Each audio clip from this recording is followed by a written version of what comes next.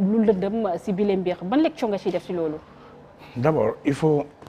c'est vrai que François moo nekk dernier en date. Mais depuis un certain temps depuis même bi Macky ñëwee au pouvoir. On s'est rendu compte que état wu terreur la instauré état wu fureur la instauré. ñi jàpp ay activistes par exemple yóbbu leen camp Abdou Diassé. Plutôt que maintenant ci yenn commissariat yi. C'est vrai.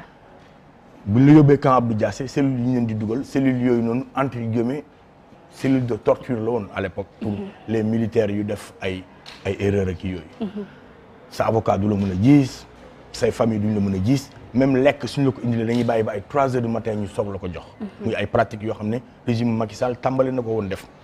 après dernièrement bi ñu doon def bi gën a graaw mooy dañuy bàyyi ba guddi 2 heures du matin ñu yàpp ñëpp ci benn oto pick-up wala fourgonnette ak ay gens encagoulés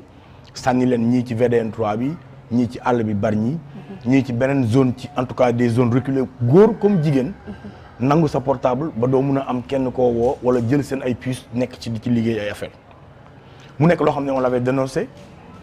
mais mu mel ne nguur gi faalewul àdduwul ce qui se passe dans les geôles ce qui se passe dans les violons pour avoir presque fréquenté presque beaucoup de violons au Sénégal c'est dégradant saleté bi fa nekk xet bi fa nekk conditions de détention yi fa nekk nit ku non c'est inhumain pour réew mu ne dafa respecter ay droits de l'homme commissariat central par exemple li fa nekk ci kaña moo ëpp ay policiers moom kaña c'est-à-dire que bu guddee ba ñu fay lamp yi ba ibbi benn bunt bi ci ginnaaw mais kaña yi bu ñu ñëwee kaña yi dañuy ñëw yanu sa hamburger daw ak moom non lu extraordinaire la ay kaña yu toll ni nit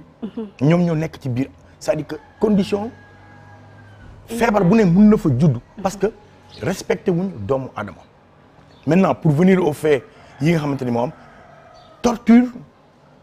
en 2011 moi j'ai assisté bi ñuy tabassé Simon sama kanam la commissariat central man personnellement subiruma torture ci biir mais subir naa ko ci biti ñu door ma def ma lu nekk boobu loolu peut-être ci manif bi la donc c'est une réalité dans nos prisons oui mais lu jeune fekkee moo ko man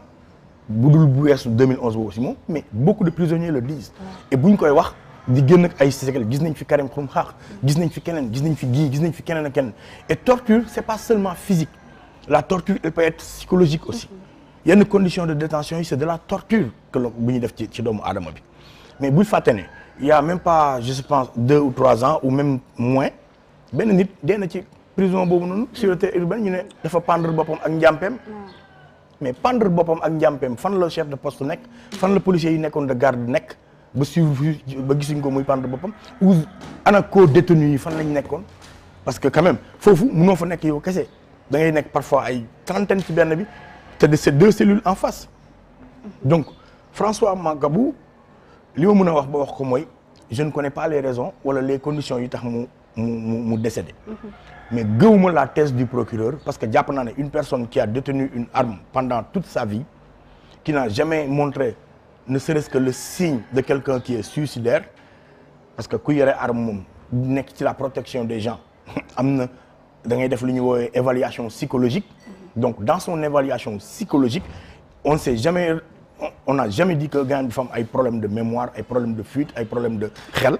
kon ne nous présente pas comme quelqu'un de suicidaire loolu gëmuma ko. tout à fait mais déjà avec kaddu yi nga xam ne le procureur yëkkati na ko il parle d'une vidéo de 13 minutes yoo xam ne dañuy gis ki nga xam ne mooy le défunt ce monsieur François muy jël boppam bi di koy cogner contre le mur. Si toutefois loolu c'est avéré est-ce que mënuñoo topp yooyu les gardes pénitentiaires non assistance à une personne en danger parce qu'on parle de garde à vue. Oui, c'est même pas encore les pénitenciers, c'est la police parce que garde à vue voilà. La police. Quel que soit alpha. Quand quelqu'un perd la vie ci garde à vue, les seuls responsables c'est la police et son procureur qui a instruit garde à vue bi. ñoom ñooy les seuls responsables ak nu mu munti décédé quelles qu'en soient les conditions. dafa fatt dafa lu munti am lu munti xew quand quelqu'un est gardé à vue les seuls responsables c'est ñi ko gardé à vue ñoom la maintenant vidéo de 13 minutes muy mbëkk miir ça c'est encore pire. Ouais. Ça les incrimine encore plus. dafay montrer encore plus seen manque de liggéey. seen manque de sérieux. même d'empathie. oui mais amuñu yërmande ci nit mais man loolu gëwuma man li ma gëm mooy une personne soit dañ ko jàpp xëy na xamuma awma ci preuve mun nañ ko inhaler quelque chose mun nañ ko inoculer quelque chose mun nañ ko forcer à ce que mu dugal ay nit mu bañ ko comme aussi mun na détenir ay infos yoo xam ne bëgguñ mu génn mais quel qu'il en soit ce gars sa mort dafa war a yeewaat Sénégalais yi ci étape bi ñu toll tey ci nguuru régime Macky Sall il est prêt à tout parce que la preuve si le procureur était cohérent dans li muy wax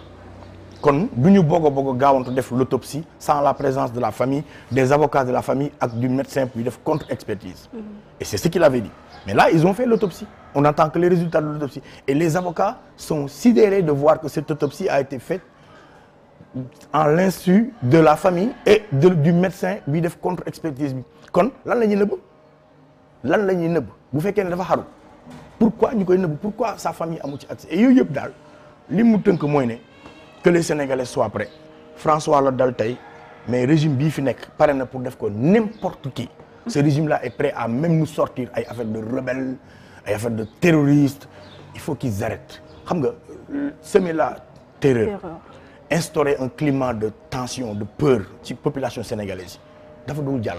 mais il faut aussi noter Thiat que ce monsieur François dafa bokk ci ñi nga xam ne dañ leen ooyee ñi représenté ñi nga xam ne mooy force spéciale yi nga xam ne ce mot dañ koo dégg